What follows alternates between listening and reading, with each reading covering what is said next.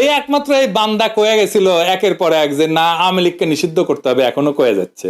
আসিফ নজরুল সেই কিন্তু প্রথমে কইছিল আওয়ামী লীগ ঐতিহ্যবাহী দল, আওয়ামী লীগ নিষিদ্ধের পক্ষে সে না। শুনেন, আওয়ামী লীগ বাংলাদেশের স্বাধীনতা সংগ্রামে নেতৃত্ব প্রদানকারী দল। বিভিন্ন গণতান্ত্রিক সংগ্রামে এই দলটার অবদান ছিল। গত 15 বছর তারা যা করেছে সেটা তাদের ঐতিহ্যের সাথে যায় না। ব্যক্তিগতভাবে আমি বলছি, দল হিসাবে আওয়ামী লীগ নিষিদ্ধ করা মনে হয় না সমীচীন হবে। আওয়ামী লীগকে নিষিদ্ধ না করার পক্ষে একটা স্ট্রং গ্রুপ দাঁড়ায় গেছিল। মাহফুজ দেখেন কি কইছিল, আমি আওয়ামী লীগ নিষিদ্ধ করে দিব। নিষিদ্ধ করব কিসের প্রক্রিয়া করব?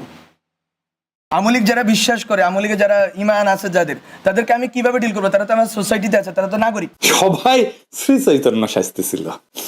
হ্যাঁ, এই একমাত্র এই বান্দা কয়ে গেছিল একের পর এক যে না আওয়ামী লীগকে নিষিদ্ধ করতে হবে, এখনো কয়ে যাচ্ছে। সবাই, মির্জা ফখরুল পর্যন্ত, জামাত পর্যন্ত মাফ করে দিল। ফল হইল কি? এই যে দেখেন,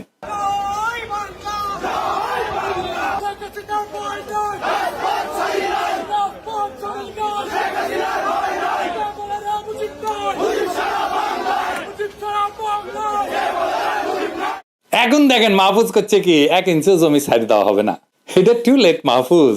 আমি প্রথম থেকে কইতেছি কি করতে হবে, বিজয়কে কিভাবে সংহত করতে হবে, কি কি কর্মসূচি দিতে হবে, সবকিছু বলছি।